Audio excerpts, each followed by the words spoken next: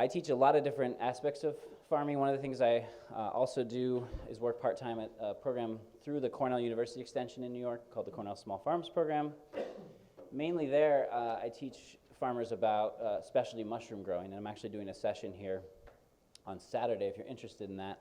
But what's really nice about teaching people about mushrooms is it's basically a recipe-based practice where I can say, follow these steps, inoculate your logs, inoculate your straw, wait a few weeks, do these things, and you're going to get mushrooms. That is not the case with what we're going to talk about for the rest of this afternoon and tomorrow. So this is entirely context-specific, it's variable, it's adaptive, it's going to keep changing. And so that's one of the challenges of it, but it's also one of the opportunities. But we all have to think about our own unique kind of scenario and situation and how these things might apply. Now, saying that, there's, of course, general principles and there's general pieces that we can all take and gather and apply, but the way it's going to play out is going to be really interesting. And so to me, this is a call for conversation that's ongoing and network building that really looks at what people are learning on the ground. I'll mention a couple things. So I do have some books available, whatever I could basically check on the plane. So I would love to not leave with any books. That'd be great. So come see it during a break if we can arrange that. And if I run out, and there's more interest, I'll mail you more when I get home. We're also doing, through our farm, an online course starting in March. There's a little flyer up here if you're interested or if you know someone who may have wanted to be here but couldn't be here. The goal is to mimic the chapters in the book, have some of the guest speakers and farmers that we featured, and basically allow that kind of long-term learning over several weeks. The goal being to really do and support people in the class to work on kind of designs and planning for the silvopasture, because it does take a bit of that. So that'll be something coming up. You can find out more about that on the book website. So I want to start us off really big picture, just to think about what we're really talking about with this and what we're really talking about with agriculture and with farming. So I think it's just an interesting sort of factoid, which is that every 2 minutes, the energy that's actually reaching the earth from the sun is equivalent to our whole annual energy use as a human species. Right? So that potential is hitting the earth every 2 minutes. And we used to, and as humanity, we used to capture that, and our whole livelihood and the whole way that we operate on the world was based off that budget. There's plenty of that to go around. It hasn't been that for that long that we've been borrowing, sun energy that's been stored underground for millennia, and that's how we've been running the show. But what we're talking about here with silvopasture, with agroforestry, with the shift in farming is getting away from a fossil fuel agriculture and looking at a solar-based agriculture, which is really how we've been doing it for the most time. It's really just been the past 100 years that we checked out this other option. It turns out to have some pretty scary consequences that are coming with it. So I want to start with this, and certainly there's technology out there. This is one of our portable chargers on our farm for the sheep fence. We have solar panels also running on the barn, on the house, that sort of thing. Solar panels are great. They've come a long way. They're getting more and more efficient every day, but they're really never going to match this solar panel, the stomata on the leaves of trees and of grasses that have been working on their efficiency for literally millions of years, right?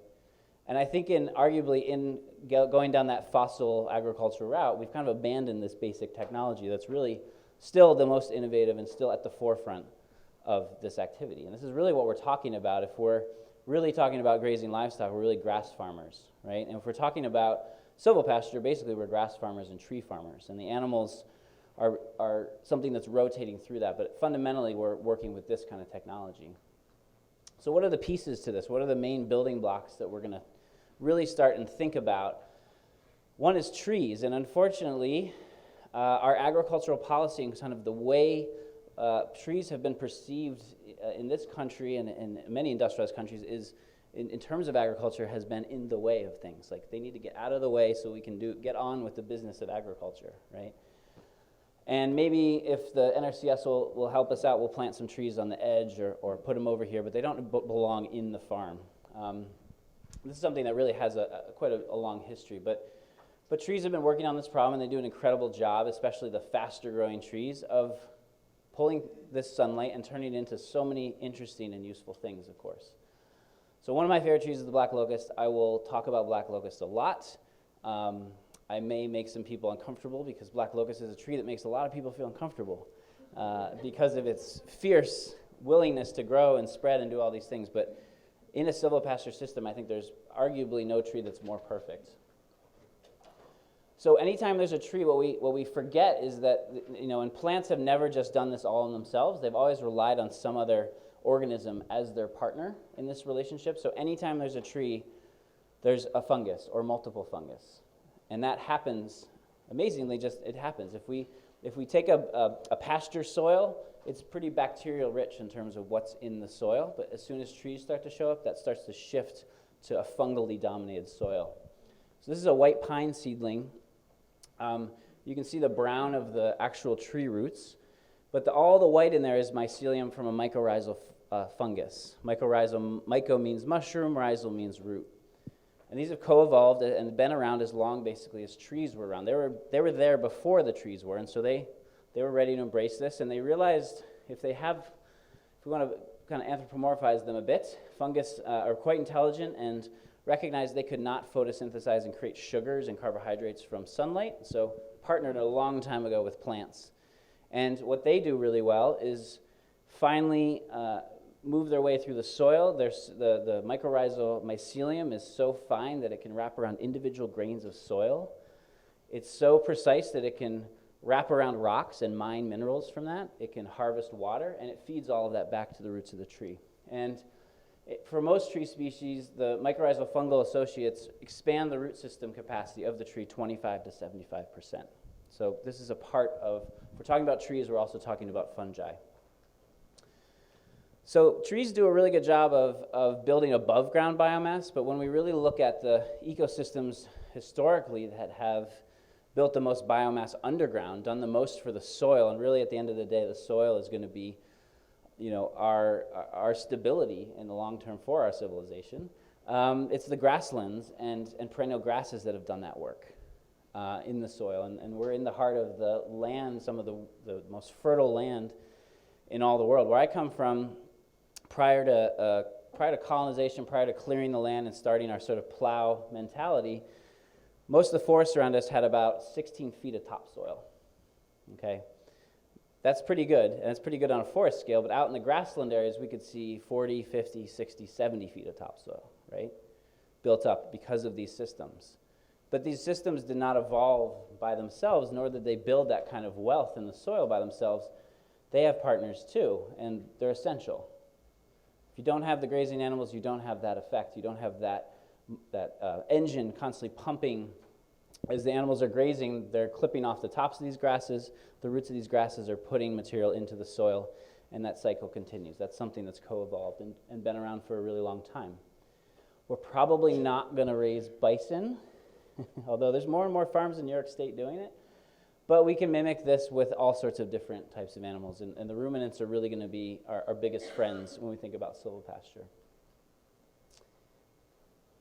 So these 4 building blocks are really what we're going to be talking about.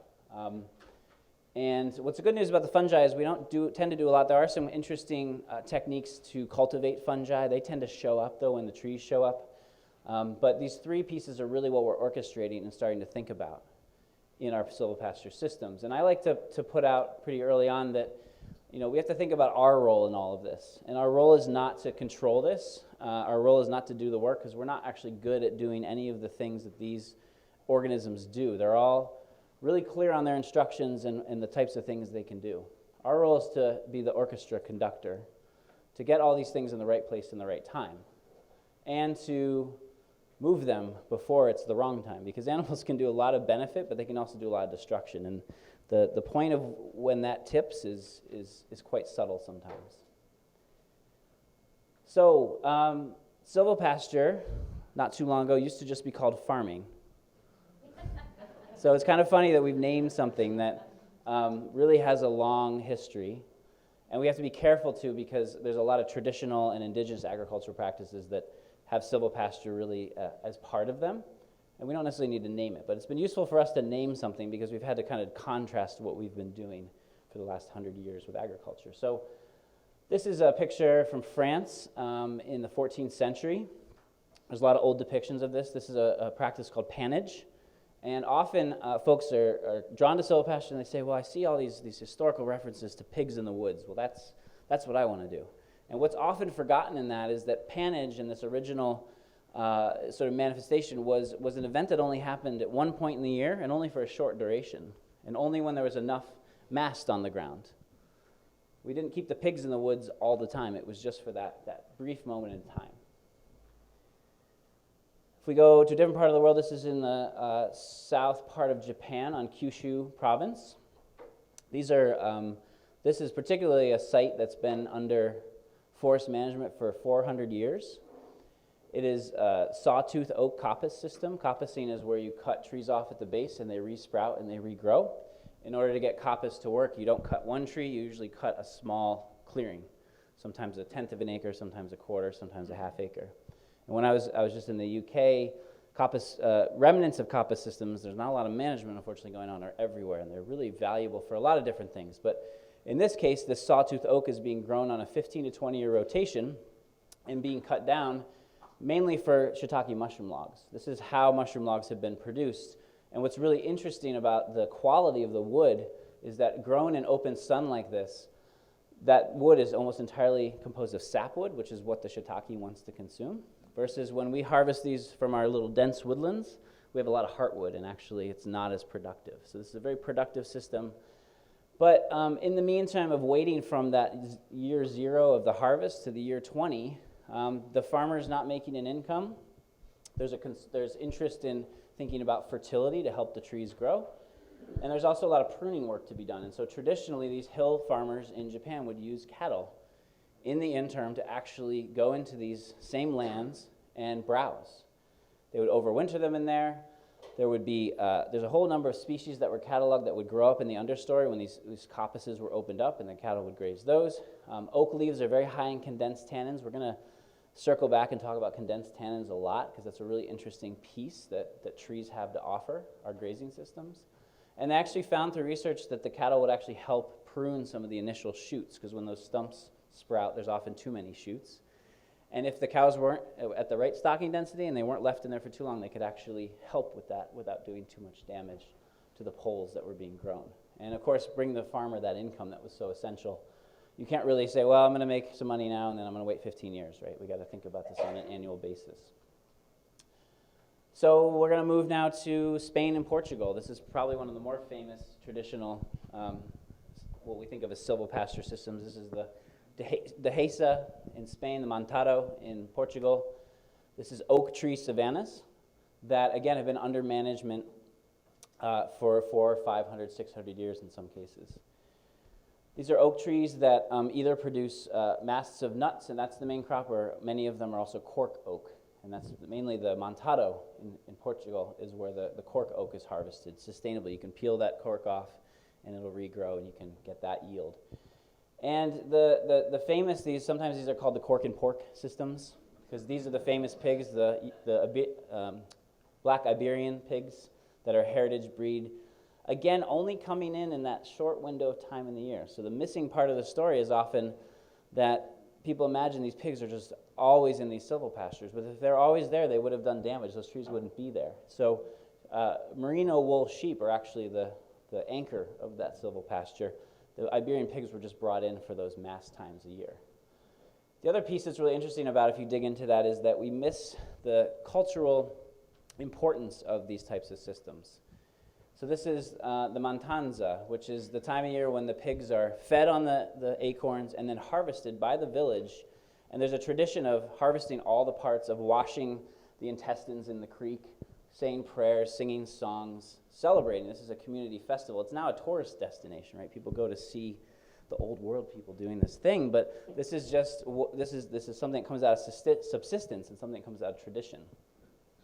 And it's a really interesting part of if we think about what a silvopasture system might look like. So where I come from, it's traditionally indigenous land. It's the Haudenosaunee. It's the Cayuga Nation in particular. The Haudenosaunee is a confederacy of 6 nations, some more commonly called the Iroquois, although that's not a name that they prefer. It's a given name. So Haudenosaunee is really the root name.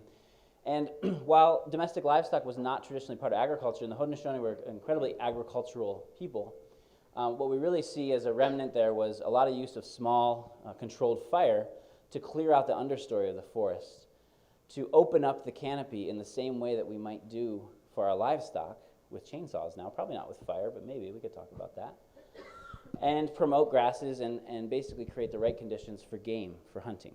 And that could be arguably that kind of silvopasture. But of course, when colonization came to this continent, the European mindset, and there's a really good book I recommend to kind of read into how that really shifted from land use. There was this perception that land was not being used, that indigenous people were just sort of wandering around wild foraging. There was a really sophisticated agricultural and stewardship ethic that was going on for centuries. What Europeans brought when colonization came was this idea that only good land was cleared land. Only improved land actually had value. And improved meant cleared of all the trees. This is the start of this kind of mentality that still persists today. So literally, in order to make lane clams after the Revolutionary War, you had to go out and improve it, which meant clear it, make it plowable, and that was valuable land. So we have that legacy that continues, and we see it, and still a lot of the farms around me, some larger farms, they lease new land, and the first thing they do is plow up the hedgerows. They get those out of the way because they're just in the way, right?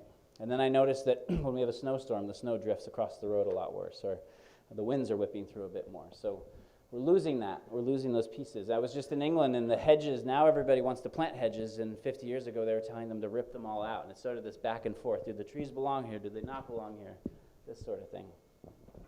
And of course, we've really taken this a lot further. So after World War II, we made a really critical decision with our agriculture, which was to apply the tools of warfare to agriculture and to start to overproduce certain things and to take animals off the landscape en masse and start to put them in these kind of scenarios. Other countries chose a different option. So in New Zealand, they chose to subsidize grass-fed grazing. They paid farmers to put animals on the landscape and actually cultivate pasture. It's a very different scenario, what we see there today. If you go to the supermarket and you buy grass-fed lamb, where's it coming from? New Zealand or Australia, because it kind of bled over into that continent. Right, so we've really gone to, and it's become pretty insane. This is a picture in Texas. This is a feedlot. This picture was taken, the artist is Mishka Henner, who did a series of these photographs back in 2013 showing the pollution runoff that's actually happening as a result of these. Right, we know these systems aren't the things we're after, but it's the way the trajectory has been for a really long time. So let's look at a nicer picture. I want to talk a little bit about how we got into silvopasture, what really got us excited, and I mentioned my background was in forestry and forest ecology, so I spent the first part of my career really in the conservation world, planting trees and then trying to keep animals from grazing them, mostly deer. But now I actually am really obsessed with feeding as many trees as possible to animals and figuring out how we can do that without killing the trees, because I see so many benefits, and really at the end of the day the feedback is from our flock. These are Katahdin sheep, really wonderful breed for silvopasture. And this is at a silvopasture site that we planted. It's only 4 years old in this picture, so we have black locust at the top of the screen that's about 30 feet tall, and we have a windrow of hybrid osier willow in the bottom of here. And these animals are not going just for the trees, not going just for this tree, not going just for this, but moving around this site and really exploring. And that's really where we see the benefit is on the ground with the animals. And so what we've been thinking about as we've been designing our grazing land is how do we create a scenario where each paddock that they move into, we move our sheep every day. We have about 50 peak in the season. We have about half acre paddocks is kind of what we're working with right now in terms of a stocking.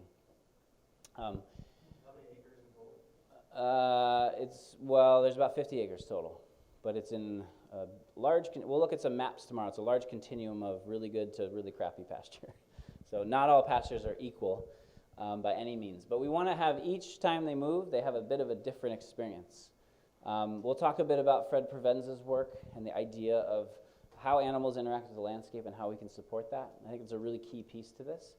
They don't want the same thing every day. I come from Cornell University is partly where I come from, and the folks there, the Animal Science Department, are a big fond of the TMR. What's the TMR? Total mixed ration. All right, it's the same idea that we should all just have carnation instant breakfast or a pill, and we can get all of our dietary needs met. And not only do we know that that's not entirely true, but it's not very enjoyable if that's all you have every single day. And it's the same for the animals, really.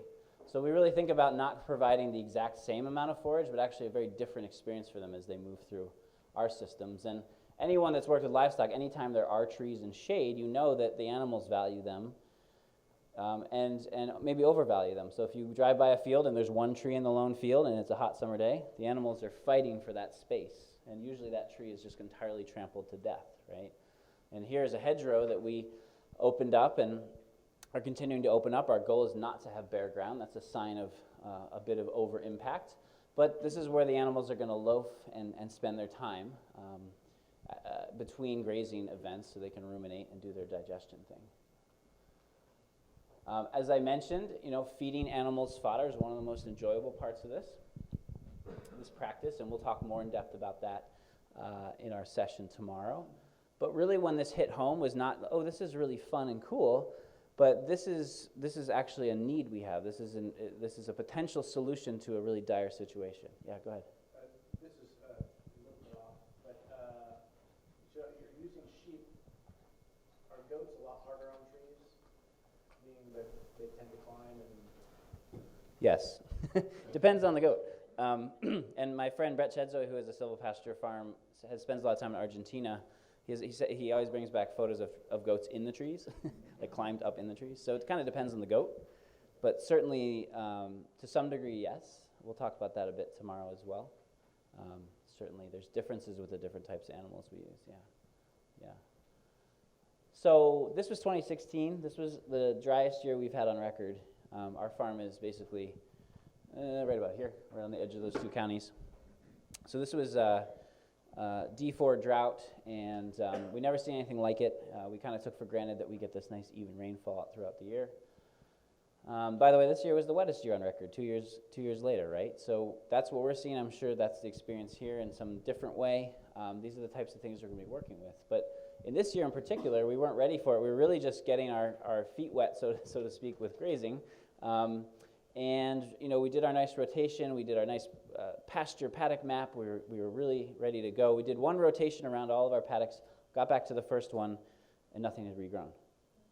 Nothing at all. And we sort of said, well, this wasn't in the plan. We thought it was supposed to be 45 days and we'd be ready to go again. And it was kind of a panicking time for all the farms around. We had irrigation ponds being drained. We had folks driving outside of this zone down closer to New York City and Long Island to buy hay, and truck it back, and people didn't know what to do. It was something we weren't prepared for.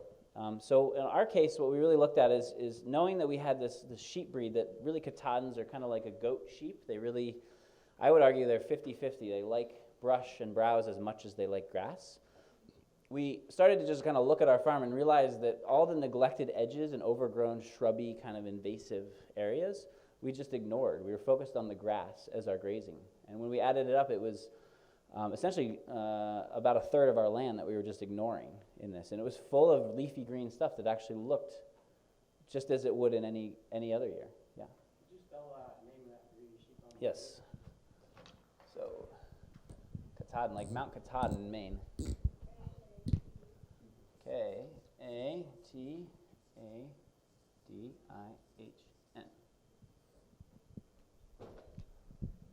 Is that right? Right, sorry. No, I cannot write it on the board.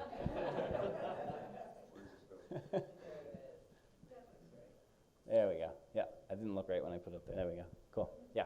So this is Mount Katahdin in Maine. This is a breed that's really pretty new. It started in the 50s. The goal of the breeder was to cross traditional wool breeds with hair sheep breeds from the Caribbean to basically develop a cold hardy variety that didn't produce wool, because he assessed the market and was like, there's no wool market, and that's a stressful endeavor for both the farmer and the sheep, so why have that as part of it? It's incredible how hardy they are. They make this incredibly thick, like almost 2-inch coat in the winter, and then they shed it in the spring. It's brilliant. It's really nice.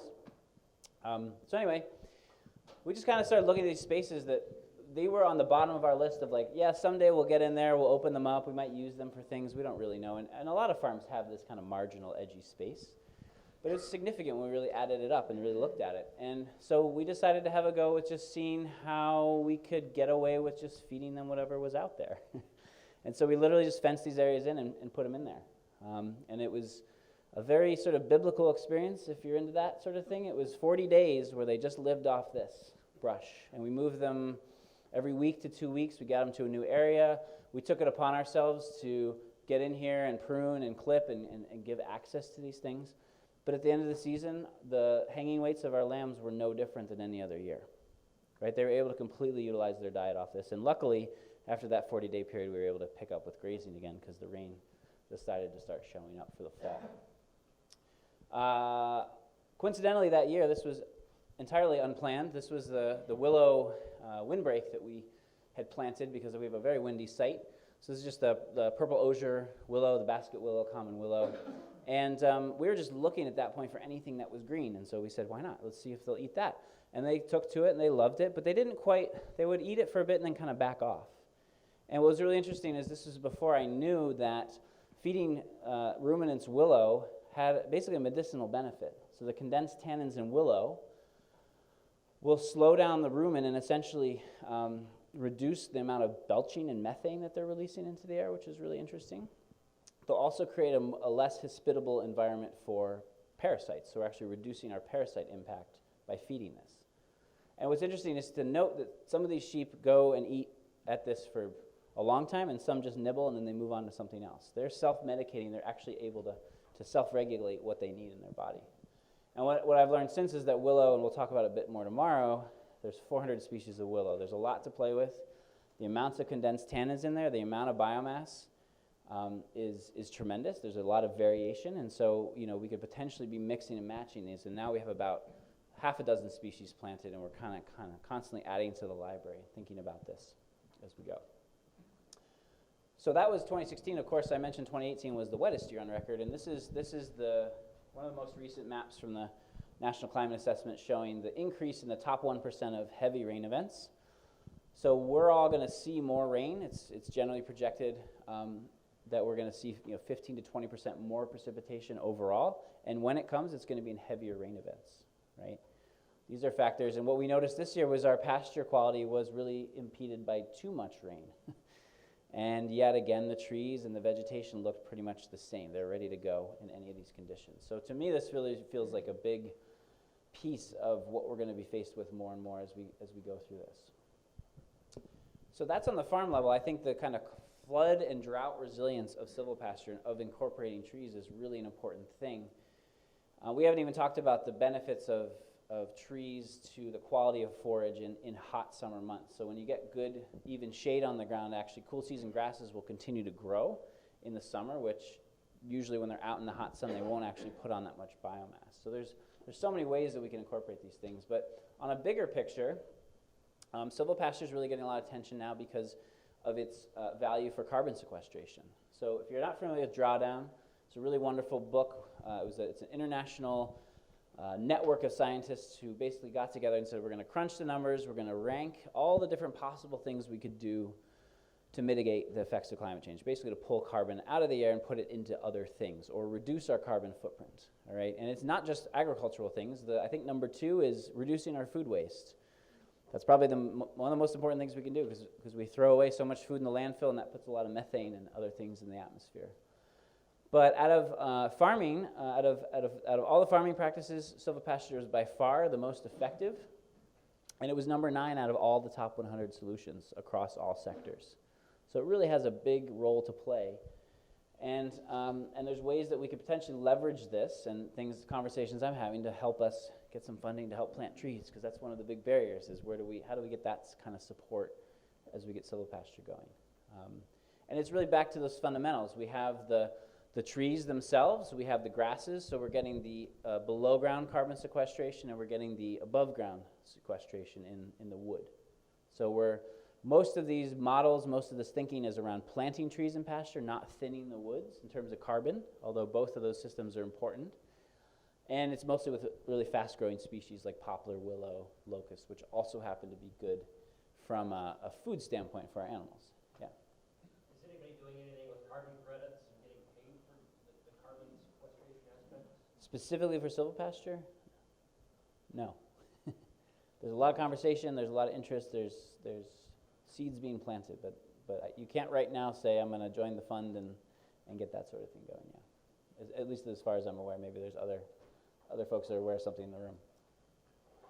So, at this point, we're going to have a little discussion in smaller groups. We want to break out these two things. I mentioned that one thing is that when we look at the carbon sequestration value of silvopasture, we're pretty much talking about trees and pasture. We're talking about adding trees. When we thin woodlands, we're going to have some kind of net carbon loss. It doesn't mean it's overwhelming. It doesn't mean over the long term it's not better to have the grasses, but when they're doing the math about carbon sequestration, it's always focused on putting trees in pasture. And isn't that such a nice picture of trees in pasture, right? That's the idyllic, we have a really nice idyllic pictures of silvopasture, which are always 10 years after the thing or 30 years after the initial, because this is a really nice time to graze sheep when you have this is an 80-year-old cherry orchard in England, right? That's a great time to put sheep in, but I don't have that. I have little stunty trees that the sheep want to plow over and destroy, right? And same with the woodland conversion. This is actually just 1 year after, again, my neighbor Brett's farm where they did the woodland conversion. Often you see the grasses being full and lush. Well, it takes about 4 or 5 years to really get those forages established, so we should be honest about that.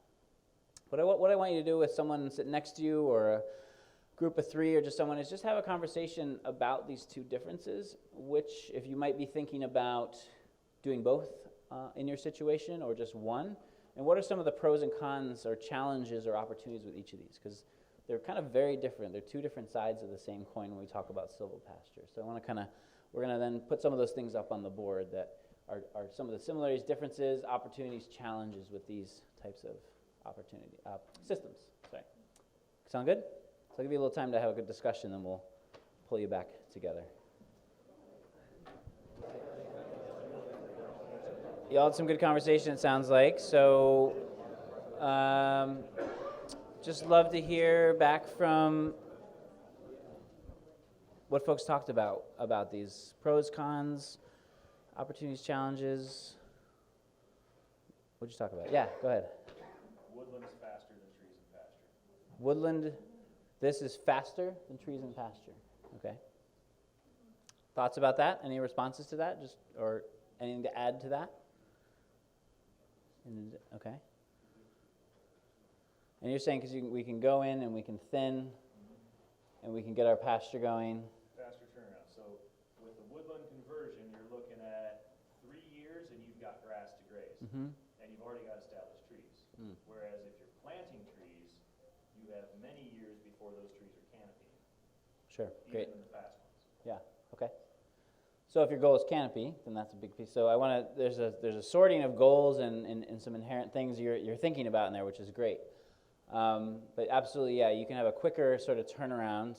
Of course, from a grazing standpoint, if my interest is in grazing quality, I already start with the pasture, and I'm just removing a little bit of it from productive use when I'm establishing trees, but I still have a lot of potentially productive pasture quicker than this. So but I totally get what you're saying, and the biggest thing I want to emphasize, and I'm sure this will be talked about in Keith's presentation, when we're doing typical forestry, we look at the canopy of a forest, and we're looking to decide and make some decisions about who's going to be in that canopy in the long term, and we're going to thin out that canopy, support the trees that are doing the best, right? We're worried with just that really upper part. The trees that are in the understory, that are the suppressed trees, we don't really focus on a lot in traditional forestry because they're not really competing for the sunlight that's in the top. It's not a big impact in the long term. With silvopasture, we start to care about getting light to the forest floor, which means we're going to both open up the canopy, and we're actually going to open it up a lot more than you would think. Maybe 50%, 60% canopy cover. So we're removing, sometimes I walk onto landscapes with folks, I'm like, do you realize if you want to do this, you're going to remove half the trees in your canopy. It's going to be a big shift. And the other thing is you're going to remove all the trees that are in the understory, essentially. Maybe not all of them, but most of them, because those suppressed, maples is really common. They'll hang out there for years, but they're really not doing much for the site, and we really want to get as much light as we can to the understory. So it's a pretty dramatic change. But absolutely, that can be a quick change. Yeah. I think with the woodland conversion, there's a couple of aspects to it. First, it's probably cheaper to thin out your forest, and then I think there's a variable income source there. If you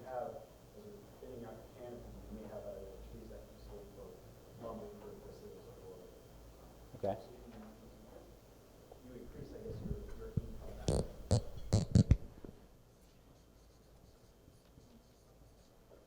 So, yeah, so on that point,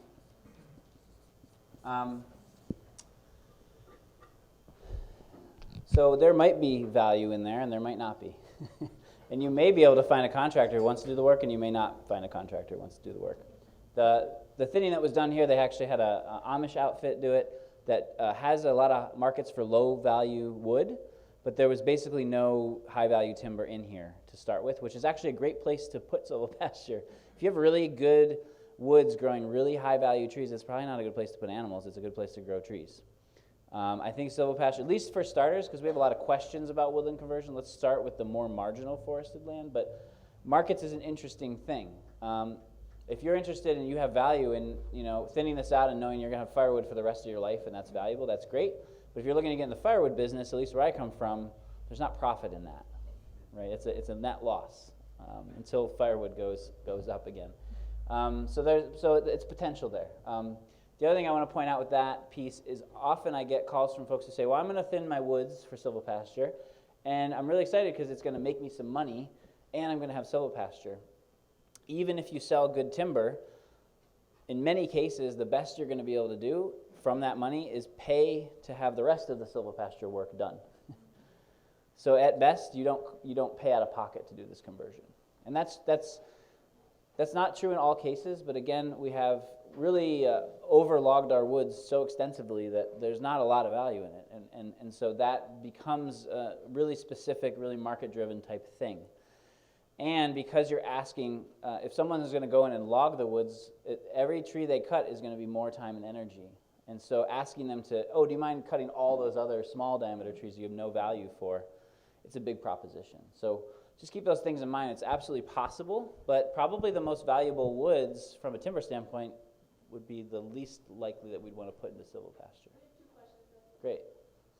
Oh, I was just going to say, from a young farmer's perspective of acquiring land, woodland is often cheaper than land with pasture. Sure. It's prevalent in the pasture, so we buy mostly wood. Great. Figure you do silvopasture, that's correct. Awesome. So I want to definitely underline that one. The way our taxes work in New York State, I'm not sure how they work here. Land that is woodland is taxed at 1/3 of the cost of the highest valued soils for tillage. So woodland basically in our state is seen as trash. And so yes, absolutely, there's a really interesting consideration for sort of, especially the more overgrown, like we've bought a bunch of land, everyone's like, why would you ever want to farm on this land? It's perfect for silvopasture, it's terrible for lots of things. So that's a great point, yeah. There was another, yeah. In woodland conversion, I have this recollection that there's some species that are valuable like black walnuts, Uh-huh. but then also black walnut is toxic to livestock, the fallen nuts. Is there like are there other species around that are like that you want to watch out for during woodland conversion?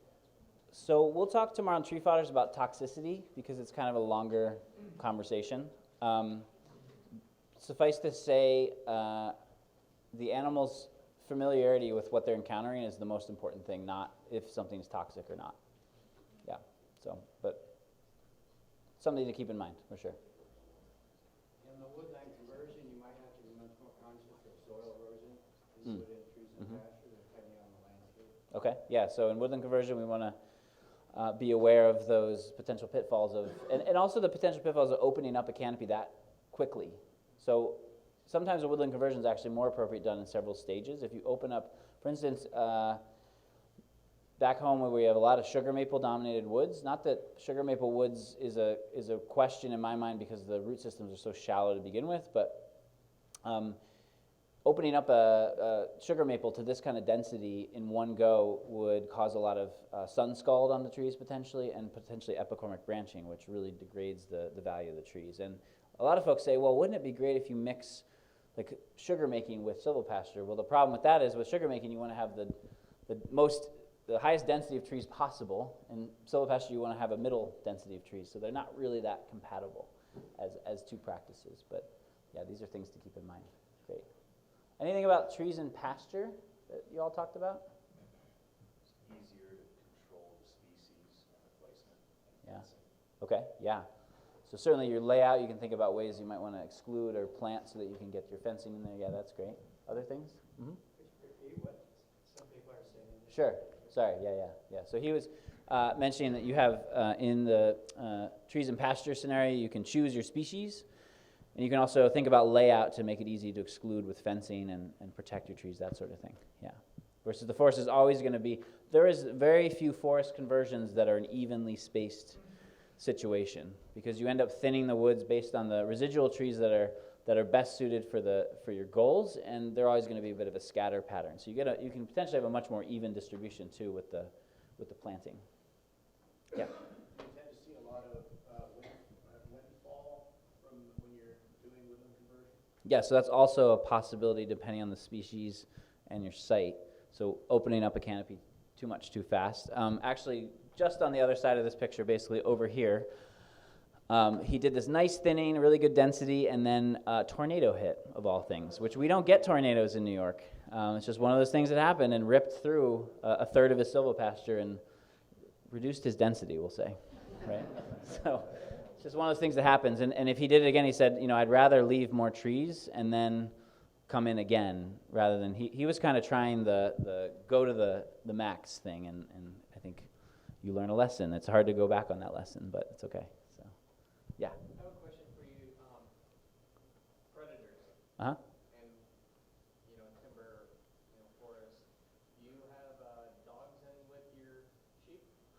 So we don't have dogs in with our sheep yet. I'm trying to convince my wife if we get a donkey or something. I think they'd be fun. We have our dogs roaming the property, which is like a moderate predator control, but really has shifted especially the smaller predators, their habits and movement. Hot fence and being aware mostly during lambing season is kind of our strategy. We really we don't have the coyote or large cat pressure or anything like that that's really a big problem. Now, farmers on the other side of the valley from us have had it, so we're constantly thinking about that. Yeah, but so far not. And that's predator pressure and also deer pressure on your trees are really highly variable depending on where you are, especially, so that kind of depends your strategy based on that.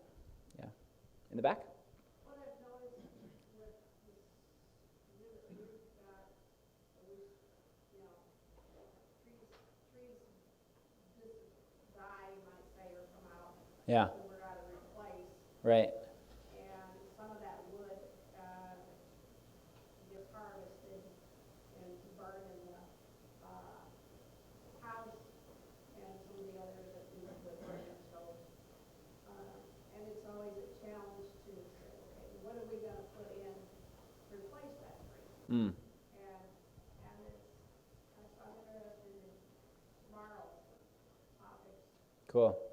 Are you talking about in both scenarios or in either one of these? Well, there's two farms, and Okay. one's more woodland than the other. Okay.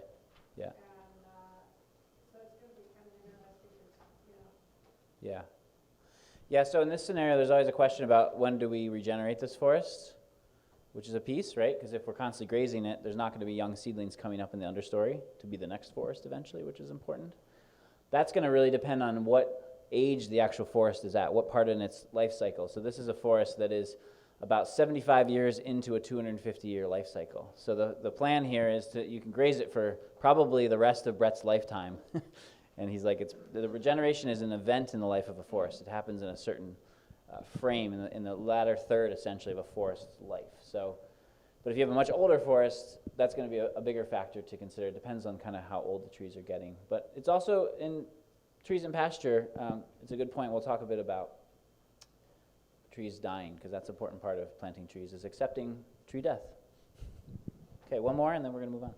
So I'm doing both of these things Yeah. in my place, and as I'm watching the tree establishment, I'm interested to see how they're responding. So the trees in the pasture, they're more exposed to the elements of the hard winters and stuff, so there's like young apple trees. Yeah. And also my pasture has a corn bean, and I'm farming in Ontario now. It has a corn bean tobacco legacy, and so the soils are really bad. In my woodland, I'm actually the places I'm planting new trees. I'm thinning white pine, and so I find like the probably the soil communities are more conducive to those young trees in the woodland conversion area versus the pasture. And then also they tend to be, especially where I'm choosing now, they're protected from the prevailing winter winds. Sure. And so I find that so far the new fruit trees and such that I'm planting are doing better in the woodland conversion area than in the pasture. Especially because my woodland tends to be a little lower ground or a hill that's blocked from the north versus, some of my lines in the pasture, it's like the highest knob around, so they're just getting beaten all winter. Yeah, sure. Yeah, so trees, when we talk about trees and why, if we walk into a forest, those trees are there, or if we're talking about trees and pasture, we really have to think about those two things. Soil and microclimate are critical. And if we don't match the right species to those conditions, we end up with those challenges. We have a very windy site as well, and it's amazing, even a slight veer off of the main prevailing wind and the trees are growing double as fast as the ones that are getting slammed all the time. That's been my most stark thing watching. Yeah. I've only been there 3 years, so watching it happen. Yeah, definitely. Cool. I'm going to move on for now, if that's good, and we'll keep this conversation rolling. Thank you. Okay, so we're going to just briefly skim through these things. I know our other presenters and myself tomorrow, we're going to keep touching on these, but I want to emphasize at this point that I kind of realized in trying to put together sort of a summary of Silvopasture that really we're just talking about a lot of existing knowledge that we're just trying to look at the relationship between. So we're really just talking about like good animal care, good forestry techniques, good grazing techniques, good tree care techniques, and just trying to put these things together and see how they interact. So we have a lot of good information about those pieces. And for instance, this is not the best book to learn all about grazing, because there's another book around that. One of my favorites is The Art and Science of Grazing. Sarah Flack wrote that. She's up in Vermont. So that really gets into all the depth. But we're looking at, well, what's the relationship of grazing then to trees? Because that's really the unique piece in all of this. So let me ask you this question. So when we talk about grazing, what we're talking about is putting animals into a dedicated space and then moving them and restricting access to the space they just grazed so that it can rest and recover, right? That's rotational grazing.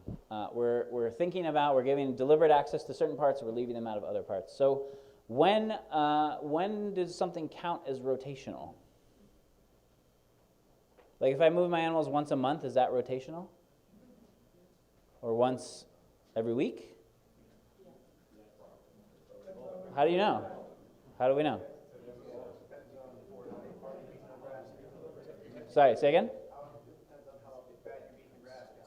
I mean, if there are a lot of cattle in a small space, for 2 days, that can be too much. Okay. So how do I know when to move these sheep? Forage height? Say again? Sward quality. Sward quality. So just explain what sward quality. Well, it depends on each species and each goal. Okay. If you're raising animals to fatten for market, they're going to need a much higher energy quotient than like dry stock animals. Okay. You're just trying to maintain. So Okay. the sward quality is going to be completely Sure. different for each type. Okay, great. So you might choose, so grass height's a good starting point, but we might choose different types of pasture and different heights depending on the season, depending on our goals. What we're thinking about biologically is what's going on underground, or at the ground level, I should say. So grasses are the foundation of our grazing systems. You know, we might say that a good pasture, if it has the right balance, might be 75% grass, 15 or 20% legume, and then the rest forb, which is a non-legume, non-grass, so something that flowers. Those tend to be very mineral rich and good as additions. We don't want too much legume in the pasture in general, but it's nice sometimes to have some paddocks that are over legumed a bit for different applications. But the foundation is the grass, and what grasses have evolved to do is when they're clipped off, they actually have a whole set of reserves right at the soil surface called tillers that are ready in response to that grazing to shoot up and start growing again. And again, you can remember this, it's quite biblical. It's on the third day, all right?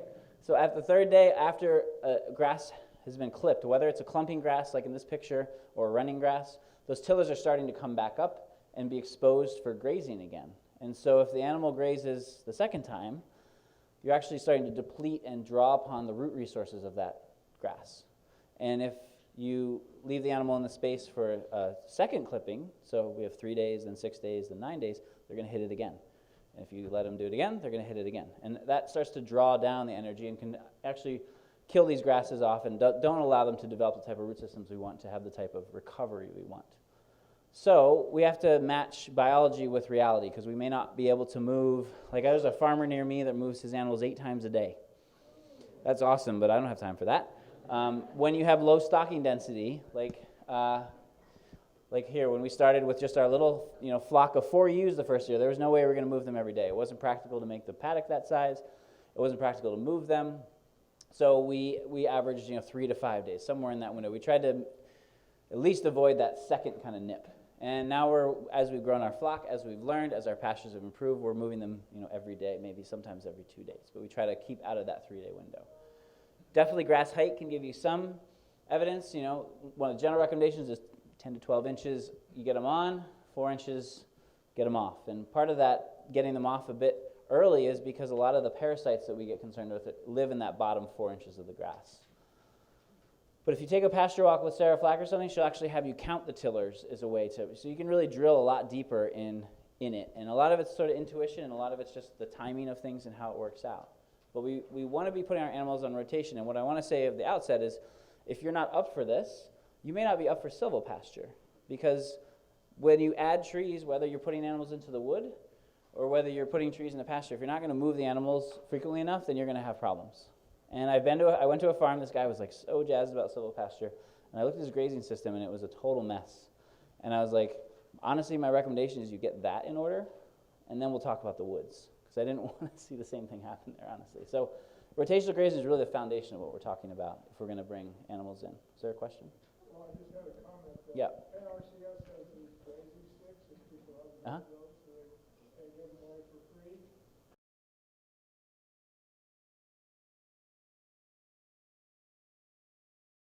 There are grazing sticks. Some people like them, some people don't. Some people go off their intuition, their experience. Over time, it's really about learning your pasture. And what I find is always interesting is what I think is the rotation, like the order, is never the order. Like, I'm over here with the animals, and actually the best paddock for them to go to is like over there. It's not next to it. And so you're constantly making these decisions, like, should I skip and come back, or should I just graze it quickly? So it's all a variable plot, inevitably, as you go through. But we need to be up for this, and we need to learn the basics of grazing fundamentals if we're going to work with this. Because this is not silvopasture, all right?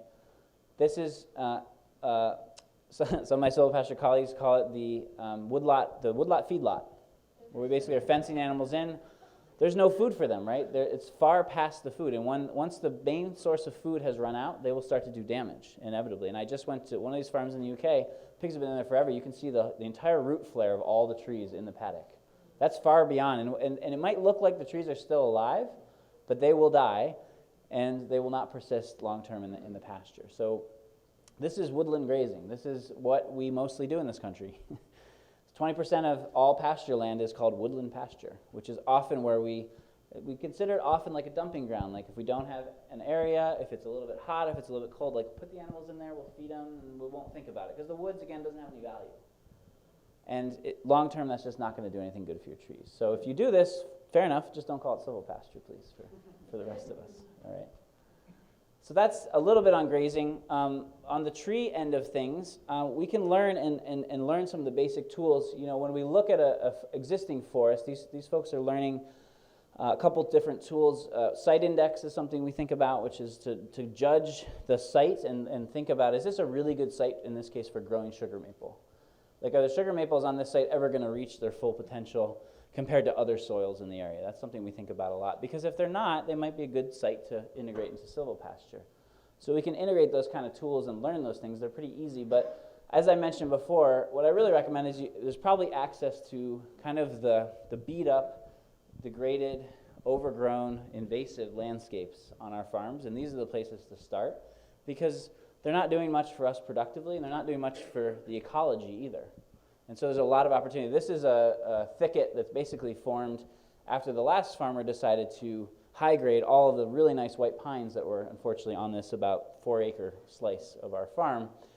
He turned them into these really depressing sheds, which is even more depressing because it was such nice white pine. You don't need nice white pine for a shed, but that's what he chose to do. But he left full open canopy, left a bunch of white pines that were the second and third tier pines, and then everything else, kind of all your classic characters showed up and went in here. And when we bought the farm, we couldn't even walk through this. We didn't even know what the middle of it looked like. This is the type of place we want to start working with, and making our little mistakes as we go.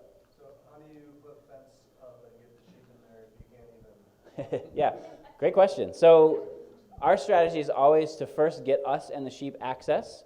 What we thought initially was that meant enough for us to squeeze through with our little net fence and just kind of like get it through the trees. And now we're like, nope, it's got to be brush hogs width. I want to be able to drive the tractor and the brush hog through. And then I can run the fence through. We're actually, in many parts of our farm, setting up also kind of semi-permanent fencing so that we don't have to bring the net fencing through. We can just clip into something that's already there. But we do have to gain some access to it. That's certainly, and we kind of went at it piecemeal. This is the quick and dirty way to do it, basically, is use the machinery to essentially clear out the understory. This depends on the cost, what your goals are, all these kind of different factors. If you have some of our land is so wet that this would be problematic from that standpoint. This is a site that was done with a FECON. That's a FECON, which is just one of many tools that can do this. What's nice about using those tools is you don't have to think about what to do with all that brush. It becomes organic matter that actually feeds the soil and helps support your forage establishment in here, which is nice. Does that slow grass growth at all? Is it like too much? Not if it's on the surface of the soil. No, it'll be fine. Yeah. And there's always a critical decision-making point at this part, which is, do I let it go and see what comes up? Because there's grass seed, there's forage seed in this grass, in this soil that will show up, or do I actually test my soil, buy a mix, and seed it? Because this is a great opportunity to do that. And it won't be as easy to do in the future. And that's kind of a hard decision, case by case, as we go. Here's that very similar, kind of just a little shot to the side. That was 2 years later, right, from that. So it's a quick turnaround. A lot of our areas, those hedges, we're doing a much slower kind of hand process. When the sheep are in the area, we might go through and say, all right, I got 20 minutes, I'm going to clip and prune and open up some more space, and then and let them go to work. And then we bale graze in the winter in some of these hedgerows. So this is all honeysuckle regrowth from the base of these. We put our sheep in this hedgerow, which is a really nice sheltered place for them in the winter. We throw the bales on the ground, they eat, they trample, and then they're bored because they finish with their meal after an hour, which they're used to grazing all day. And so they go to work stripping all of these honeysuckles, and we can literally come in the next year and just kind of knock them down. So they do that work potentially, and that's a slower process that we're doing a lot on our site. We've done a mix of the mechanical. This is that same place the next year, right? So we've now removed that vegetation. The sheep basically did the work, and then we just let the forages come up as they will. I really want to, well, again, here's my black locust again. So we should really be thinking about with these, what other valuable potential niche markets are there other than timber. Timber could be a part of silvopasture, but we'll talk a little more about Brett's site, but he's been able to harvest all the fence posts he needs for his farm, and now he's selling them. And around us, folks post locust that are selling these regularly are now like on a 1 or 2 year wait list. I mean, they're really high demand for folks that want to fence in gardens, that want to do outdoor projects.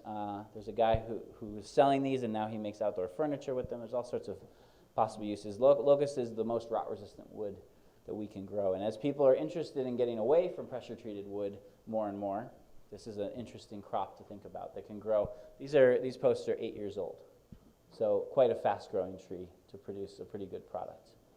The old farmer saying is if you put a locust post in the ground, the way to know to replace it is you put a rock on top of the post, and when the rock decomposes, it's time to replace the locust post. Okay. So one thing we learn, and back to kind of what do we do about tree death, is we accept tree death because that's what trees do.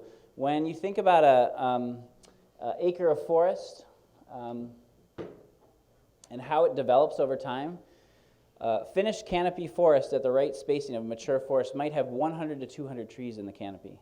Okay, those 100 to 200 trees on that acre come from 100,000 seeds. Right, so usually it's like 0.001% of the seed bank actually becomes the tree canopy. And so there's 100,000 seeds that are in the soil, that are brought in by birds, that fly in, that are blown in by the wind, all those kind of different things. Only a portion of those, maybe 10,000 of those actually sprout and turn into seedlings. maybe 1,000 turn into saplings, and then again 100 or 200 actually turn into mature trees. So the forest, as it naturally develops, is constantly thinning itself pretty aggressively. And yet here we go, we order trees out of a catalog, and then we look up in a book and say, well, their finished spacing is 50 feet apart, so I better plant these trees 50 feet apart. And then every other tree dies, and then you have this weird spacing, right? Anyone ever done that? I've done that, okay? So what we want to do with our trees is actually plant really densely and assume that we're going to need to thin them. This is how they grow, and the advantage of planting closely is the same when you plant carrots closely in the garden. You're creating a dense, competitive environment, and then you're thinning them out, and it encourages straight, tall growth. So we like to plant 3-4 feet apart between our seedling trees to really get them established. So that's in 2013 with black locust. There's 2017.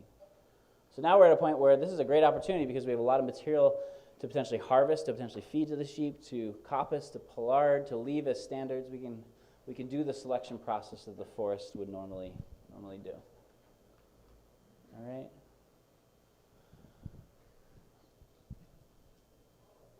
So then we think about fencing and establishment around trees. So I think primary to rotational grazing is training animals to electric fence.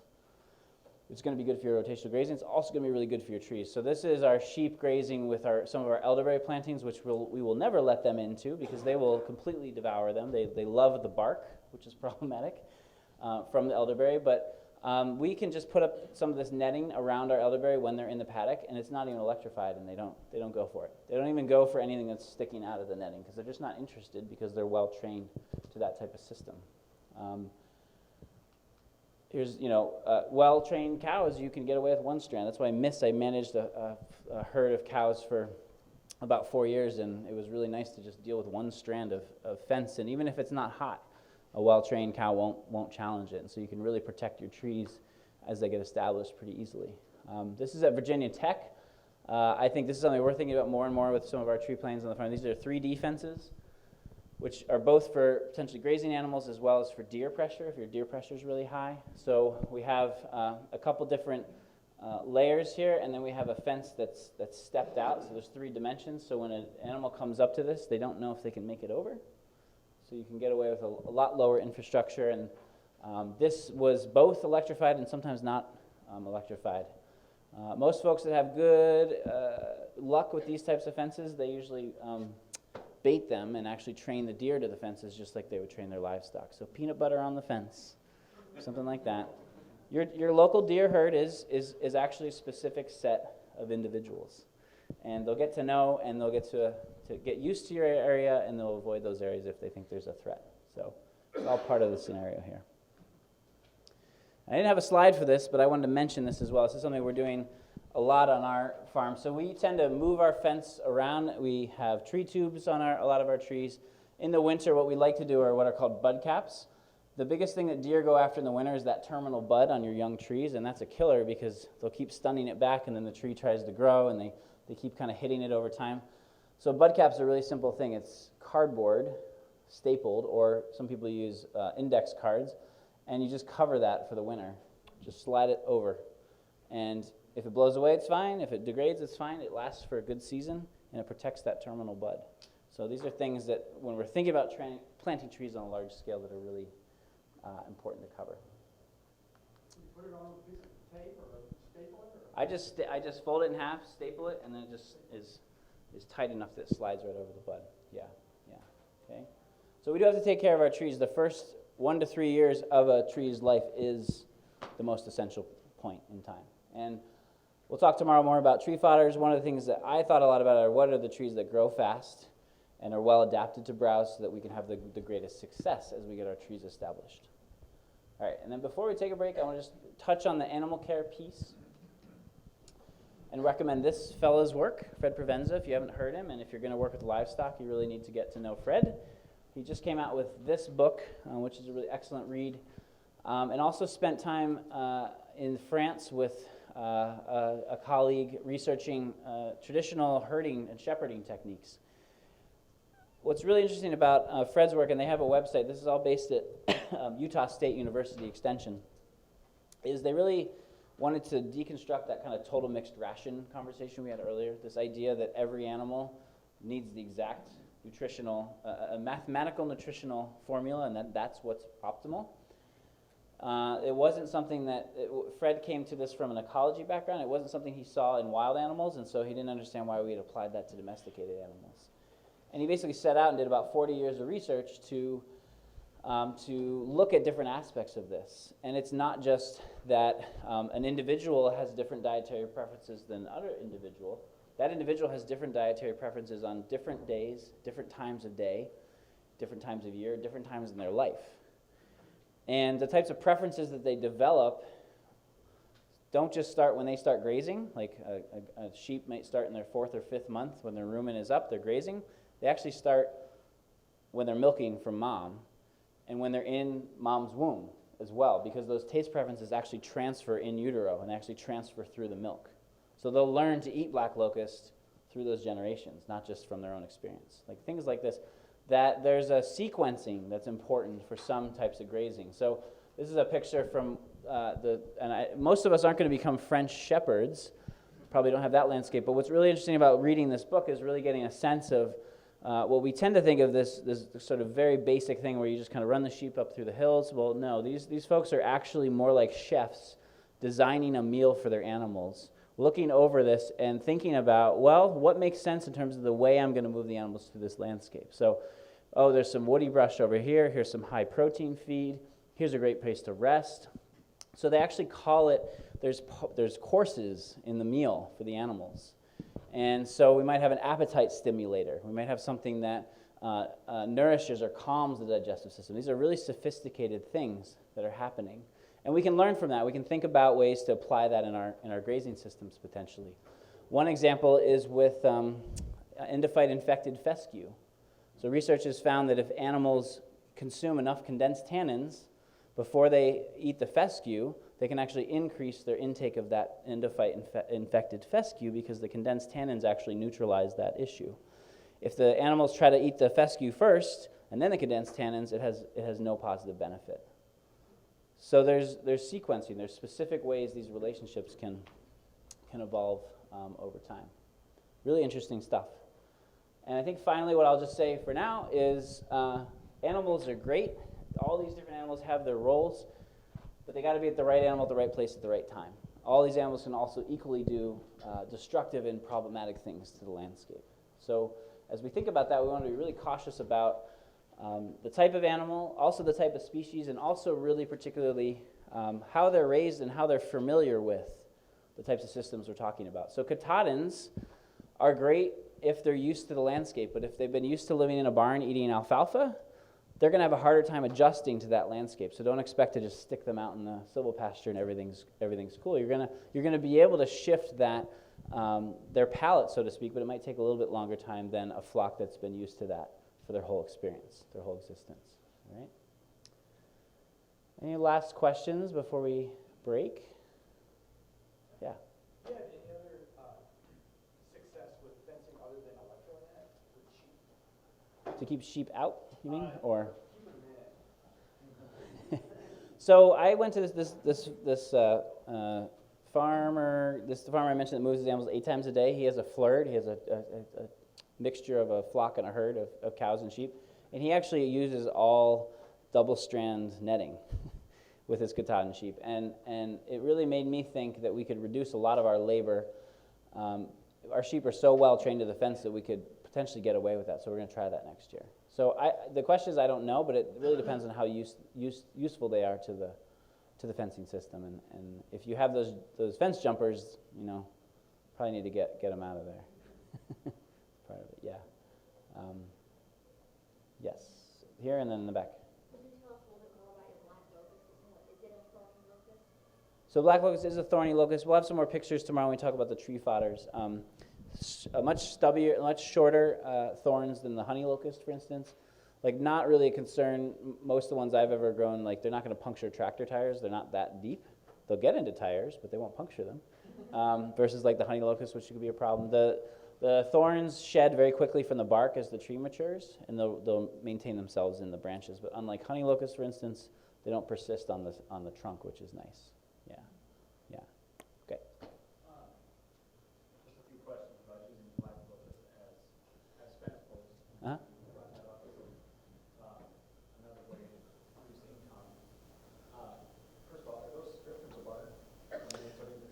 Depends on your market. You can get away with not doing it, but most people, you want to strip at least the base that you're putting in the ground, yeah. And then the second part that comes with that, kind of blending different experiences here.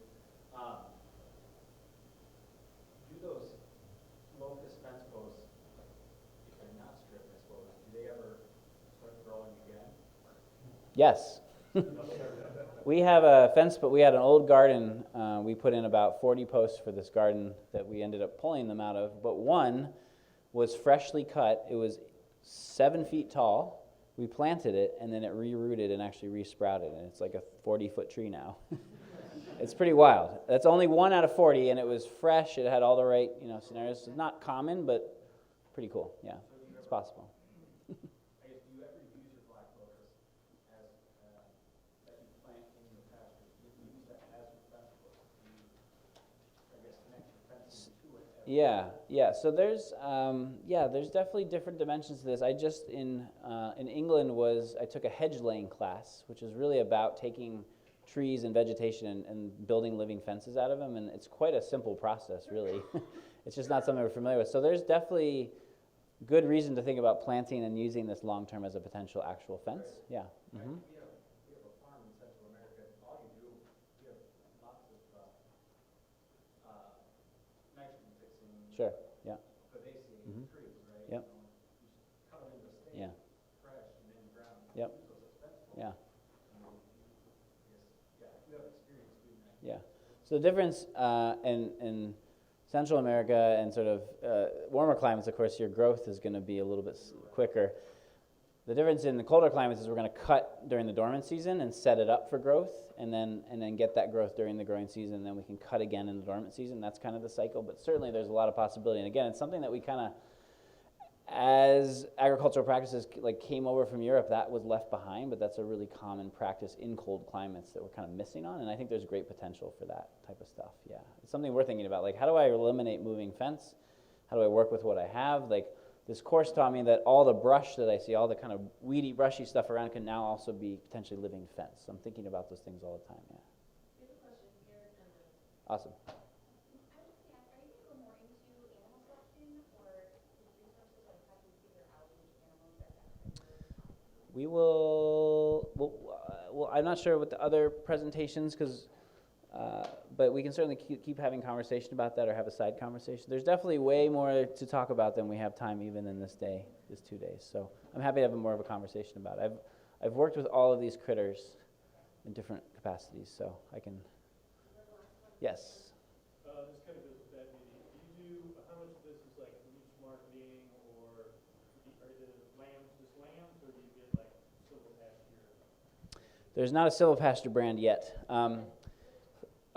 We kind of ran out of time to get more into the marketing, but really what we're talking about with this as a market or as an enterprise is we're talking about a grass-fed product enterprise, which would be no different if we were just talking about pasture. But what's interesting right now, there's an interesting report that was put out a couple years ago. There's a very small percentage of grass-fed meat actually being produced in the U.S., and most of it just gets pushed right in with all the conventional meat. And yet, when you market something as grass-fed, you get 70% of a premium price over conventional meat. This is for beef in that case, but you get a serious premium on that. And we have 2% of all the grass-fed meat consumed in the U.S. is coming from the U.S. right now, and demand is growing 20% every year. So people want grass-fed meat, and they don't know where to find it. And again, if you go to the stores and it happens to be there, it's from New Zealand or Australia usually. So that's the way we're going to kind of build the enterprise, and then the trees come in as a supportive part of that enterprise. Whether that's something you can find funding support for, we'll talk about that a little bit later in the class, or something that you're building into your budget. We build the tree planting into our budget because we know it provides the benefits to the animals, but ultimately how we crunch the numbers is selling the meat that we sell as a grass-fed product.